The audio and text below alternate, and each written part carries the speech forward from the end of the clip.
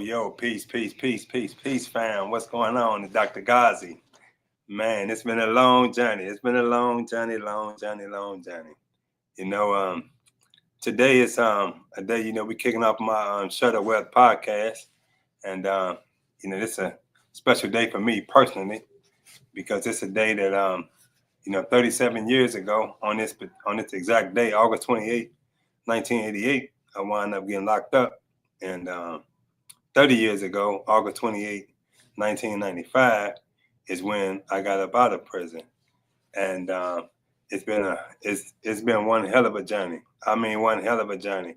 Today we're gonna talk about a little bit about that journey, and I'm gonna bring some brothers up some brothers who was in them camps with me, struggling, and we going through our thing, and then I'm gonna bring some of my family up, and show you how incarceration affects families, because families are too impacted and affected by, when we get locked up, not only our children, our mothers, fathers, our siblings, our community, we all are affected by incarceration. So, I'm going to talk a little bit, to some of the family members, and they're going to tell a little bit about their stories, how it affected them with their big brother getting locked up, they at a young age, my little sister and one of my younger brothers. But I got in the waiting room. I have a brother in the waiting room. My big brother Mataka Askari. This brother and I, we go way back. Like, I'm gonna let him share some of the story, but we go way back. We was teenagers, man, crazy as hell. In the streets of St. Louis, like, lost our damn mind for real. Haven't gained our mind, or haven't found our mind. But then it's something, when you grow up in the streets, you're just a teenager, then, you wind up in them camps together, That's just a hell of a thing right there. So I'm gonna bring my brother Mataka up, and we just gonna chop it up for a minute. And let me see if I can get my brother up here. Brother Mataka, what's going on? Yes, sir. How you doing? Assalamu alaikum, peace. What's up, brother?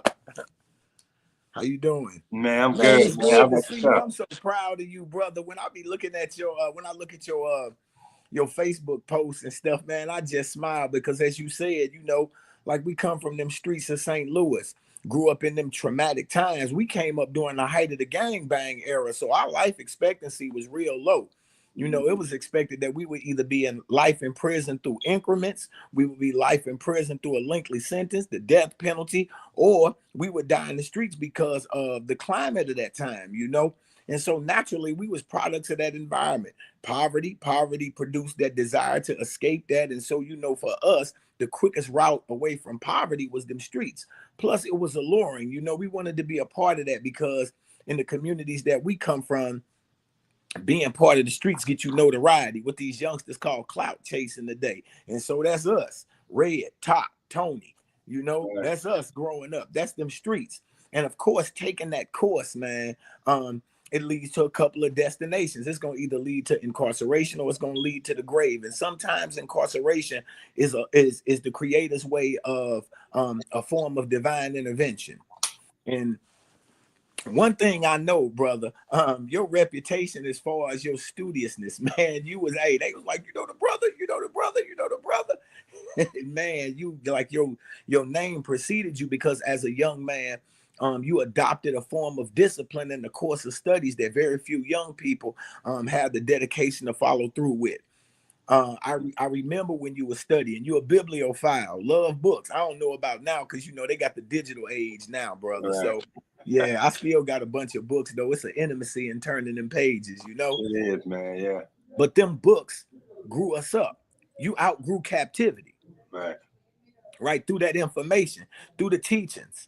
And so as you grew up, man, and you started to realize your potential, you automatically became a leader. Automatically, young man that older men sat with and accumulated wisdom from, saw insight from, right? And so you impacted an entire generation in prison, right? Of young people. You pulled up on people, your character impeccable, right? You had discipline. You always greeted people with a smile. You sought the best in people. And you was an example, man, that not only young people, but older people wanted to follow, right? You found something that you love. You found the impact that it made on you, how it helped you transform, and you dedicated your life to it, and you became an example, and you outgrew the expectations of everybody, brother. So this 30-year journey, man, congratulations. You got 30 more years, you know what I'm saying? And Real talk. beyond. And Right. yeah, bro. Yeah. And so you can continue to grow, and look at you now, man. You took your story of transformation after you read, you studied, you undid some internalized trauma, unhealthy images and ideas, and you found and got in touch with your divinity. And from there, you took off, brother. And so now other people get the benefit of your experience without having to go through it, but they get that wisdom, right? Because you're an author, you're a scholar, and man, you love the people, brother, and you want to see people do good, man. And I know you from the city of St. Louis, brother. You know how hard it is to get up out of there, especially if you ain't playing basketball or rapping. Right. Yeah, that's real. Yeah, that's real. Man, well, hey, man, I'm just reflecting on them days we was there, man. We was young, and you used to study together. We had a chance to read a lot of our history.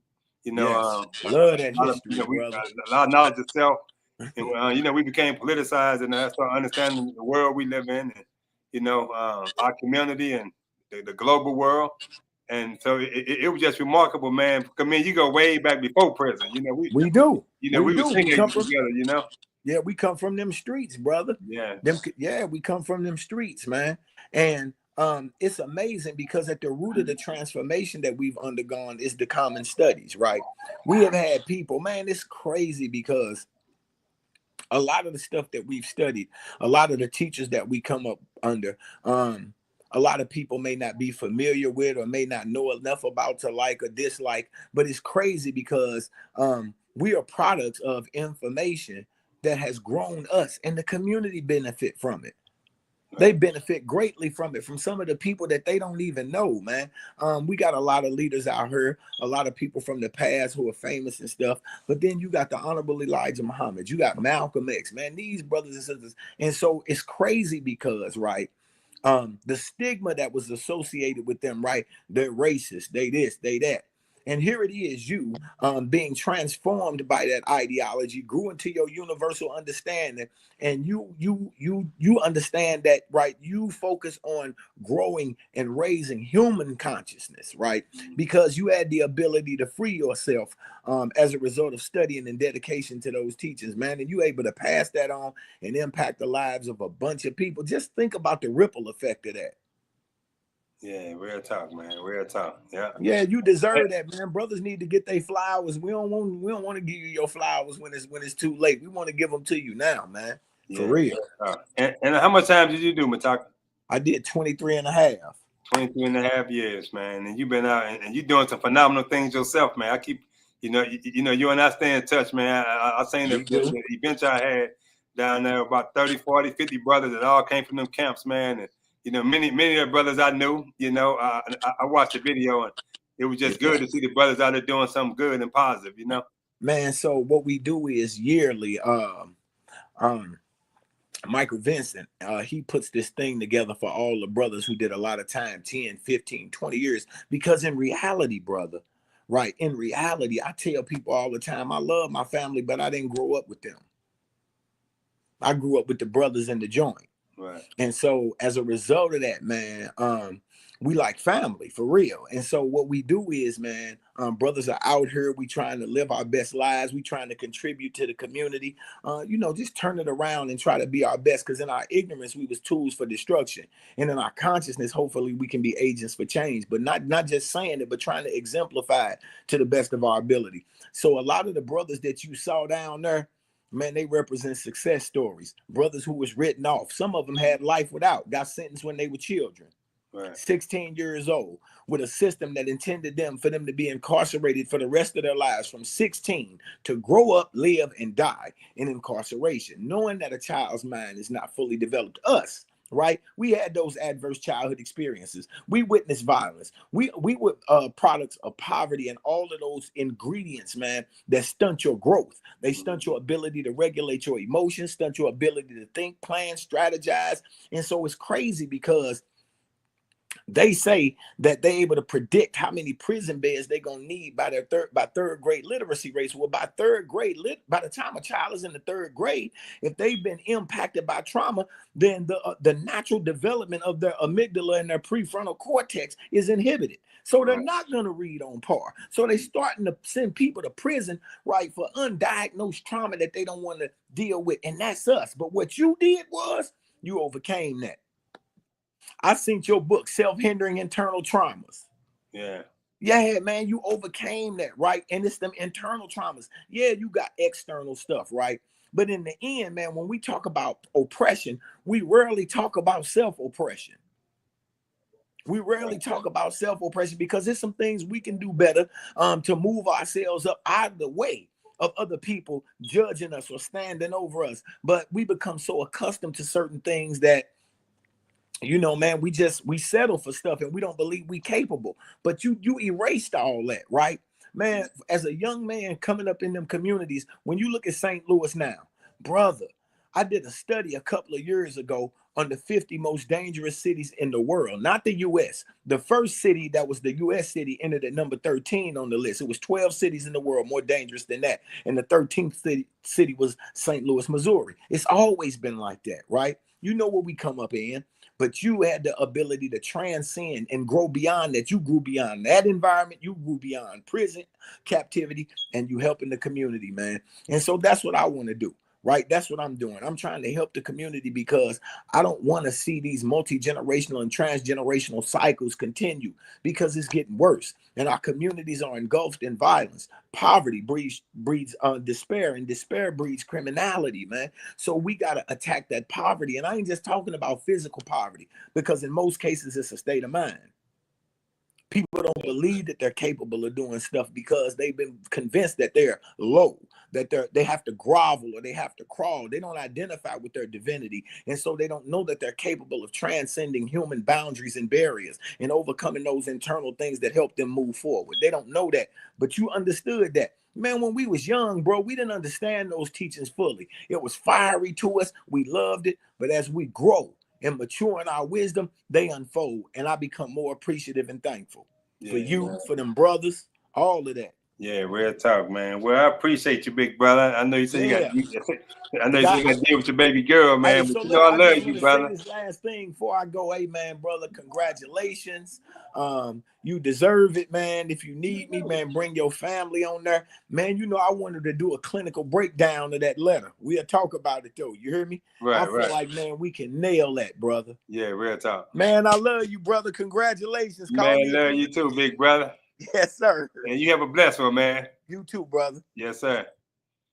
Man, so man, you know, I like hearing from some of these brothers I was down with, man. I got my little sister in the in the waiting room, and I'm so proud of her and my other brother, brother Maurice, and it's something. So I'm gonna bring my sister up first, but then I'm gonna bring brother Maurice up because he knew my sister. My sister knew him, but I didn't know they knew each other, But brother Maurice and I was in them camps together, but my sister. She's something else. She was just a little baby girl. She probably about 10 or 11 when I went down, and that's my little sister. And yeah, I think I had just met her because I didn't meet my father until I was 14 years old. I think my sister was about 9 or 10 when I met her, and just a few years later, I had went down to them camps, and so it's been a hell of a journey. But I want to bring my little sister up because she do some hell of a thing. She's just a phenomenal person, man. This is my little sister, Lisa, right here. And, I like to brag on my little sister and say she got like 25 degrees. She can talk a little bit about her education. I don't know how many degrees she got, but I can't even spell the stuff that woman is doing, though. What's up, little sis? Good evening. Good evening. How you doing? I'm okay. I'm proud to be here. Thanks for having me. Oh, yes, ma'am. Yes, ma'am. Let's talk a little bit. I know you were just a little young girl when I got locked up. How old were you think? What year? 89? 88. So I was 12. Yeah. And I met you. We met at my 10th birthday. Mm-hmm. Daddy. And I was telling this to somebody the other day, and it's crazy because, our father, he had his struggles. I don't know how much you talk, but our father, he had his struggles. But one thing I know about my father, I knew him all my life. You met him when you were 14. But it was one thing for sure. He made sure he saw me on the weekends. And so what I want to touch on real quick was the fact of, through my daddy's shortcomings, he made sure he was in my life. And if you remember how we met, y'all caught the bus to come see me. Y'all caught the bus to come get me. Or either daddy caught the bus to come get me and you was already at the house. That's what it was. Right. And I was telling, and somebody said, your daddy caught the bus? I said, oh yeah, my daddy caught 2-3 buses to come get me every weekend. Yeah. We walked in the cold and snow. And as a little girl, and this goes out to some fathers, as a little girl, I didn't recognize my daddy didn't have a car. I didn't recognize I was walking in the snow. I was just happy to be with my daddy. Mm-hmm. So I had to get that out. But it was my 10th birthday. Daddy came to get me, and he was so excited. He was like, your big brother at the house. I'm like, Lil Al, because I had grew up with Lil Al. And he was like, no, the twins. I'm like, who is the twins? He was like, Ronell and Cornell. I'm like, where they come from? And he was just so excited. So I never questioned it. I never had heard that I had some more big brothers, but I was like, oh, I got some twin brothers. And then when I walked in the house, you were like, this my little sister. This my little sister. This my little sister. I got a little sister. This my little sister. Right. And then you looked at me, you said, you a bony little thing. Right. You eat some food, girl. What you even eating? And then years later, you had a mini me. Her name's Salah. Right. Yeah. Right. So when I met you, I knew instantly that I had that big brother that you were my protector. You were my everything. You a little too much on that protecting part, but it was like every little girl wants to have that big brother. I had it on my mama's side, but now I got it on my daddy's side too. That I know if anything happens to me, still to this day, I don't care where y'all at. If something happens to me, I know my big brother's coming. Right. And so I, as a little girl, 10, 11 years old, I knew that. And I can remember the news flash of you getting locked up like it was yesterday. Once again, it's family reunion time because we have a family reunion every Labor Day weekend. And it was a news flash and you had your coat over your head, a jacket or something was over your head, and the cameras was going. And daddy called me. I watched the news because daddy called me and said, your brother got locked up. And I was like, for what? And he said, they said he robbed some white folks down on the riverfront. Let me tell you my business like this. Oh, I'm sorry. That's what daddy said. That's what daddy said. Allegedly. He allegedly. Oh, you funny, okay. Right. I was innocent. Shit, I ain't do nothing. I'm telling you, wrong person. Yeah, right. And so you were my introduction to a lot of things, the penal system, as well as Islam. And 5th grade is where we learned how to address an envelope and write a letter. And so as soon as I learned how to address that envelope, I started writing my brother. Mm-hmm. And I would be, if you still got them letters, I would be very interested in seeing how my writing grew over the years. Yeah, let me interrupt you for a minute because I don't have the letters, but I remember some of the first letters that you wrote me, and you were saying that y'all going on a field trip to like the zoo and the planetarium. And by the time I got out, you was like, I got a baby, my husband, and all that. I'm like, damn, what? Who got my little sister pregnant? What? She having sex? The hell you mean she got pregnant? And when you came to the house, it was like, I didn't even know you were out. I don't even know how you and Buddha. I think that's when I found out you was out. You called and said you was on your way. Mm-hmm. And I'm like, okay. And you and Buddha came down there, and it was again another instant, like just relief that my big brother is here. Like all this crap I'm going through is about to be okay again. Right. And even I got pregnant at 16. I'm gonna put my business out there. I wasn't afraid to tell my daddy. I was not afraid to tell my mama. But I think that baby was born before I told you, and you were in the penitentiary. I just did not want to disappoint my big brother. Yeah. So I never lost that respect of you being my big brother. But it was many a times I just wished that my big brother was there. Yeah. Yeah, yeah, and I'm gonna tell you, it's I tell people it's the letters because I didn't have a lot of visitors and stuff like that when I was down. I didn't get a lot. Some people had visitors and people sending money, but it was the letters. You and Peaches, Peaches my bigger sister on my mother's side, and then you was the baby sister. But it was y'all two that it was my sister that really wrote me periodically when I'm in solitary confinement. Boy, I get that letter when mail time comes. And I see your little name and your little pictures, and it just brightened up my day, And it was them pictures and them letters that really helped me go through that solitary confinement period. Them 48 months total I did in solitary confinement over the time I was down. But it was them letters that you used to write and Pete used to write, and I really appreciated that. And so for people who got family members that locked up, you'd be surprised what them letters that do. That's probably one of the most important aspects of penitentiary. Mail call, damn it. That's the part that keeps you sane right there, boy. And it used to be so crazy. I used to, how to get junk mail? And I was writing everybody just to get some junk mail, you know what I'm saying? It'd be, sweepstakes, whoever. You just call my name, you know what I'm saying?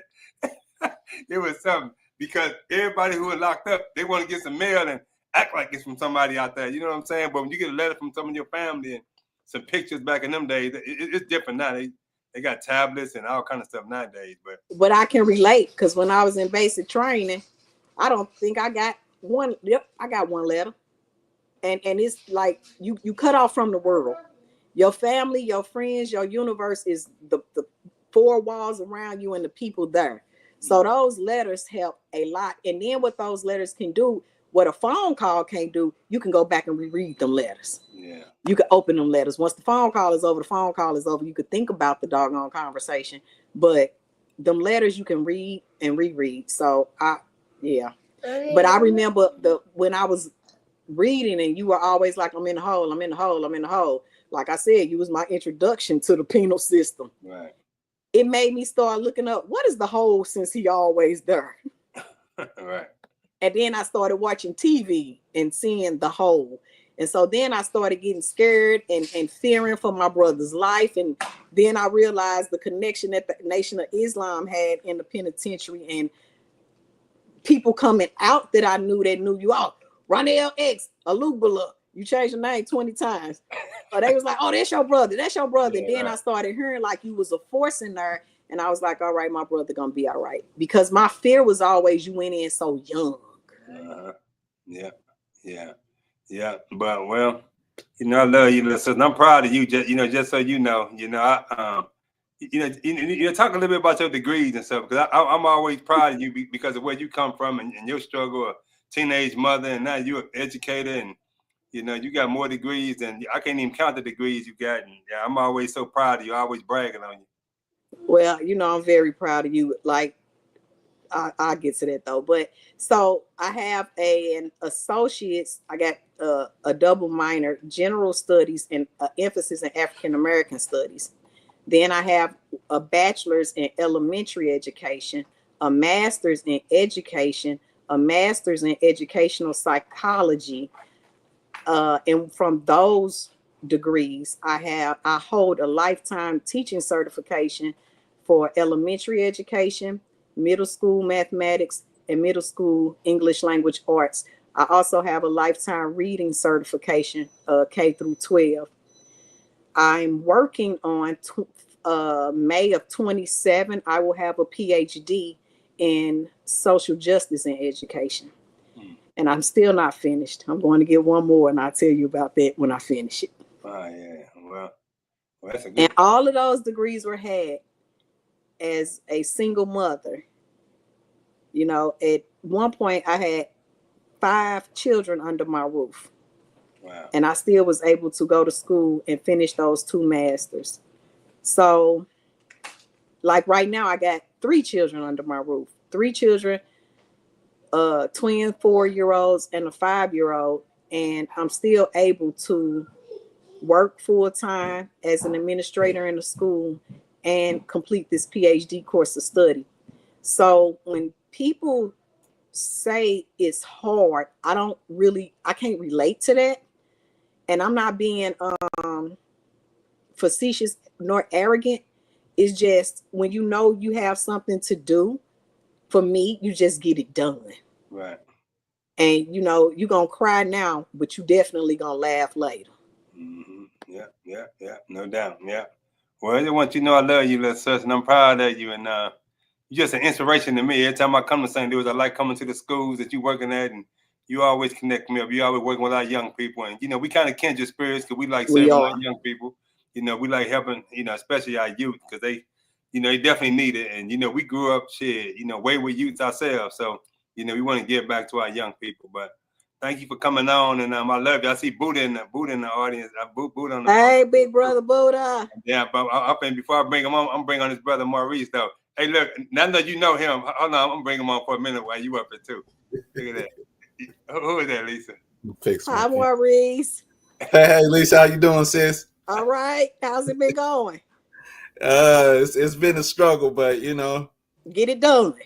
listen, like you said, get it done, yo. By any means necessary. Yeah, I gotta forgive me for my little background. I'm actually sitting at my desk and I got books and it's stuff open. It's very studious behind me. That's why I came in here. Yes, ma'am. It's good seeing you, sister. You too, brother. Take care. Yes, ma'am. Love you, brother. Love you too, sweetie. Man, what's up with you, big bro? Slow motion, man. They say it's better than no motion, so I'm gonna take it. Oh yeah, man. Well, you know, it's good, man. So, you know, you and I, we met probably in about 90, I don't know, 93 or something when we was up in Mobley. It was 93. 93, yep. And you was something, man. You know what I'm saying? You was always a sharp young brother coming up from them streets doing St. Louis, you know, and you know, you had a little crew with you. You know, I ain't gonna say your street name. I'm just gonna say Brother Maurice. You know what I'm saying?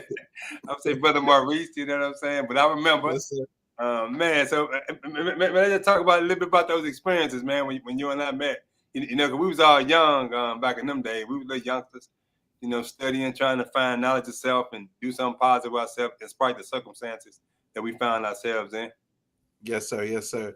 I actually want to be very candid and straightforward about something, brother. When you and I met, we was in R&O together, you know, and it was actually brother Cornell. I mean, not brother Cornell. What's the brother? Who? Carlos. Carlos. Thank you, brother. Thank you. Oh my God. But it was brother Carlos that actually introduced us, and that was actually when we were introduced, there was a bit of shame on my part because the brother had, you know, spoke highly of me. He's, oh yeah, it's young fiery brother, and you know, me and him did time at Boonville together, and you know, he knew me from he knew me, you know, before I made that transition, you know, when I was gang banging and everything. Right. And one of the things that I felt shameful for is the fact that the brother presented me to you in such a fashion where I had already made my mind up that I was, you know, going back to the mud, if you would, you know what I mean, while I was in that hole. And you know how that place can be, man, how the hole can be. You can either find yourself or you could lose yourself. Right. And in my case, it was, you know, I lost myself from what he introduced me to you as. But I said all that to say this: you're a shining example. You know what I mean? You know, Islam comes when all else fails, man. And your shining example was for me a constant reminder of, you know, if what I'm doing don't work out, if what I've chosen, the path that I've chosen, if it doesn't work out, then I know I can always be successful as an FOI, right, as a Muslim. Yeah. You know what I mean? And there were times where I would come to the meetings, and you know, you'd be behind that lecture, and you know, you giving the brothers wisdom, knowledge, and understanding, And it was at them moments, bro, that the desire in me to tap back into my greatness. Brother Gazi, I had been told, man, I had worked at, St. Louis had the slate programs, where teenage children could go, get jobs and stuff, right? So Right. I had worked at our little community center, and the lady who was in charge of us, who was our supervisor, she was also a counselor as well. She at the end of the summer, she has to give an assessment. She has to give a report, on how we did. And she took that very, very serious. And when I say that, because each and every last one of us that worked for us, she didn't, like, you could tell this woman sat down and really thought out what she was going to say. And she shared with us because, seeing each other, we had got intimate with the sister, we built up a nice little relationship with her and everything. But she said, I'll never forget this, brother. She said, Maurice is a natural leader.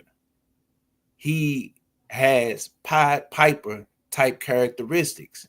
He can get anybody to follow his lead. Mm. And mind you, I was 14 when she shared that with me. And so that was something that, because she highlighted it, I began to pay attention to it. And then when me and you had met, like you said, I had my little crew, right? Mm-hmm. It was evident right there, natural leader. So when I saw you and I was in, my little wayward ways, it built up the desire in me to get back in leadership position, because something deep within me told me that that's what I'm supposed to be doing. Right. And brother who was on first, brother Mutaka, am I saying his name correctly? Mutaka. Yes, sir. Brother Mutaka had said something about, being studious makes you a natural leader. The Honorable Elijah Muhammad had also said that it's like quite naturally, the person who knows the most will, be in leadership position. I don't know if you ever heard this saying, but there's a saying, I believe it's in the book of Behold a Pale Horse, but it says, in the land of the blind, the one-eyed man is king. Right. Just basically saying those who are in the know quite naturally will become leaders. And so, as the brother stated, that was just one of your characteristics, man. You was very, very studious, and that was an element. Yeah, I was intelligent, but that was an element or a skill that I needed to develop. And watching you help me to hone in on that skill, to develop a love for books, you know what I mean? And actually spend more time studying than I did doing anything else. I was an athlete, so quite naturally, I wanted to be on the basketball court. I wanted to be on the softball field, the handball court, Mm-hmm. But however, you're a shining example of that studious aspect of you, man, was something that I gravitated toward. And when I began to rebuild myself and get back in the ranks and get back on my post, it was quite a few characteristics that you exemplified that I mimicked, and studious is definitely one of them. You know what I mean? So yeah, that's what I wanted to say with regards to all of that. Yeah, man. Well, bro, I'm gonna tell you, man. We had our ups and downs in them camps, man. A lot of things we was faced with, man. I remember because we was up in Moby together, and I Yes, remember sir. brothers was dying, man, from that medicine, man, on basketball courts, and people who was going to the medical, and all that. As we struggled, even in a camp like that, in a place like that, we struggled to be, somewhat civilized and somewhat right. You know what I'm saying? We wanted to, stay away from certain moral things and try to keep ourselves, as disciplined as we possibly could anyway. You know what I'm saying? Yes, sir. But, Yes, sir. yeah, man, it was an honor, man. Though it's like you know how the military be like, they be saying hoorah, whatever they be saying, man. Them cats been, I gotta say hoorah to the brothers behind the walls, man. You know what I'm saying? Yes, sir. Yes, Those sir. on the Yes, sir. battlefield with me, man. Like Yes, learning sir. and growing and all that, man. But it ain't never much love for you, brother. And I appreciate you coming on, man. I love you much, man. You and your fam. Looking forward to seeing you again too soon, man. Yes, sir. Yes, sir. Thank you for the opportunity, brother, and may Allah continue to bless you, soldier. Thank you, big brother. I appreciate you. Yes, sir. I ain't going nowhere. I'm staying on because I want to hear. I want to see who else coming on. And, yes, sir. Yes, sir. Yeah, man. So, man, that's one of my little brothers right here, man. He ain't the youngest, but he next to the youngest. Though he bigger than everybody. He corn fed. It's a Similac baby right here. This boy been eating. I think he used to eat up everybody's food. That's how he bigger than everybody. But he he the youngest brother. He one of the little brothers. But I think when I got locked up, man, he was about, I don't know how old he was, but he was a little bitty old dude, man. And he grew up quick, man, growing up in them streets, and it was something, man. I'm not trying to civilize the brothers, and I'm gonna let my brother tell his own story, but I'm gonna bring him on, man. That's my little brother Bruce right here, man. What's up, boy? What is going on, brother? What's up with you, man? How you doing, bro? Man, slow motion. You know how it is. Yes, sir. Yes, sir. Take one day at a time or 1 week at a time. You know how it go. Hey, yeah, man. Yeah, man. Let's talk about a little bit about how was you in '88? What was your age in '88? In '88, I was about 14, huh? Yeah, about 14. Let me do the math. You know what I'm saying? How your day going? Oh, it's going good. Yeah, it's going. Hold on, you was 13. 13, yeah. Yeah. 1988. Yeah, you was 13, and I was 13. Yep. Man, do you remember that day I got locked up? Do you remember that day? I remember that like yesterday, bro. Yeah. 37 years ago. 37 years ago. 37 years ago. I remember that like yesterday. Yeah. And man, talk a little bit about your life. Like I had left, and you was young, and we had other brothers and sisters, but you gravitated toward that street life, for a minute. And yeah, man. Because of the neighborhood that we grew up in, when you left, we were staying over on Farland, I believe, right there, Farland and Newstead. Mm-hmm. And then Mom wound up moving us over on Ober and 20, the roughest neighborhood in North St. Louis. And man, it was either what I'm saying, get with the program or get bullied every day. Right. And I chose the get with the program to the street life because ain't nobody was gonna bully me. I'm the Buddha from the west side. Well, I wasn't getting no bully. Yeah, right. So man, I adapted to the street lives, man, at an early age. 14, 15 years old, man, I adapted to those street lives. And man, I'm fired the corners up, man. You know what I'm saying? Killing our people.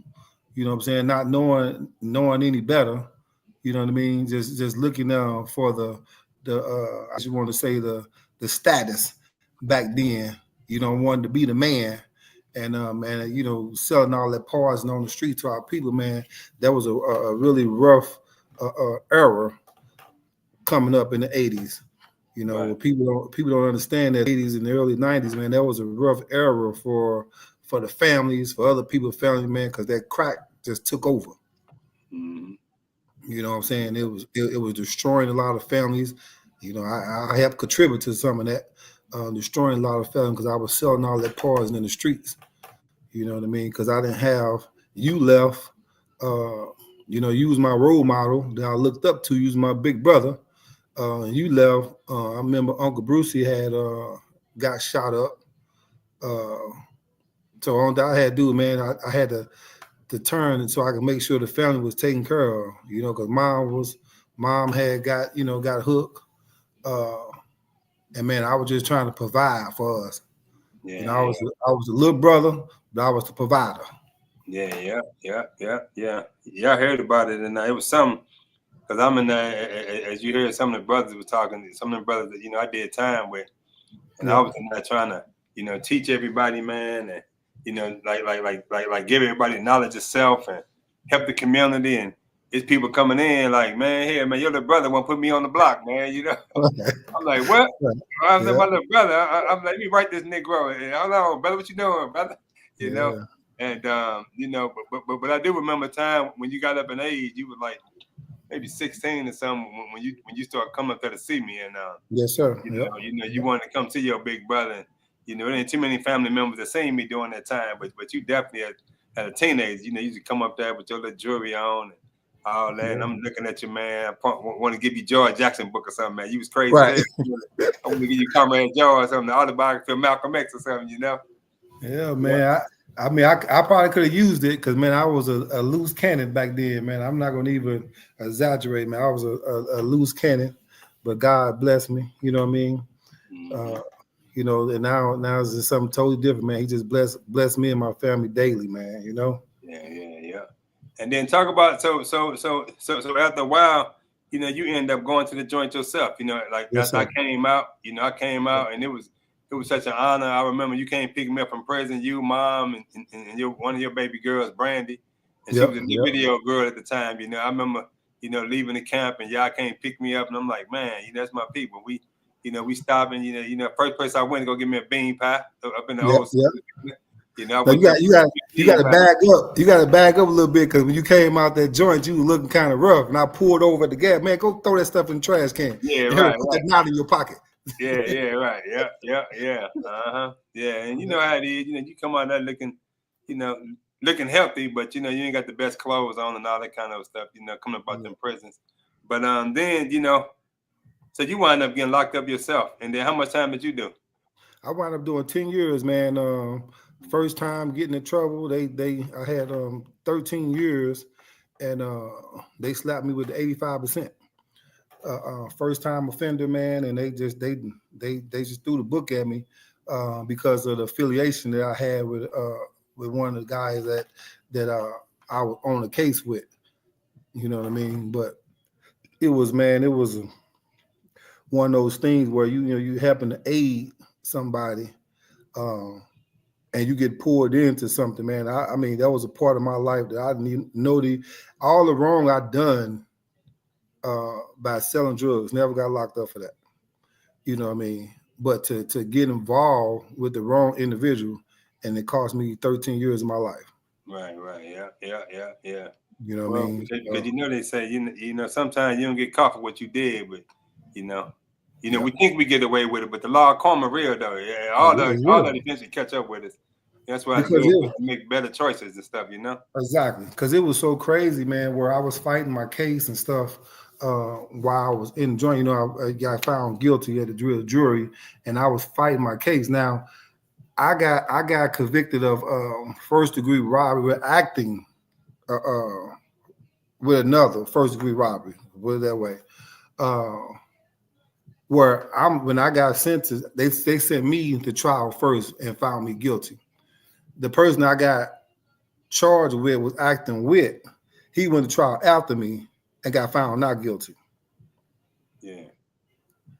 So it was a crazy thing, man. I'm fighting, you know, and man, never got no justice. And then I wind up I'll never forget, man, in March of 2008. I got locked up in 2000. I remember, it was the end of 99. And by the time I made it to the count, it was 2000. So when I went up for my first RCA, they told me my first parole hearing. Now we in 2000. They said your first parole hearing will be set for March of 2008. I say that ain't right. You know what I'm saying? That's 8 years from now. You know what I'm saying? Yeah. How the hell you gonna set a parole date from 2000 to 2008? Right. They said, well, you was hit with a dangerous felony, which was 85%. So you got to pull 85% before you're able to see the parole board. Right. I'm like, man, that is wild, man. And then when I went up in 2008, they gave me a 2-year out date for March 19th, 2010. And I've been home ever since, man. God's been blessing me daily. Man, you've been doing some good stuff, man. I'm definitely proud of you, little bro. You know, you learn, you know, you got your culinary skills, you know, on a whole other level. And, you know, I know you was on the on that hit TV show Sweetie Pies for a while. Yep. You know, helping them build and expand that before all that stuff happened with with that company or that show right there. But yes, sir. you 6 doing a lot years. of, huh? 6 years. Yeah, 6 years you work with y'all crisscross the country building up Sweetie Pies. Everywhere from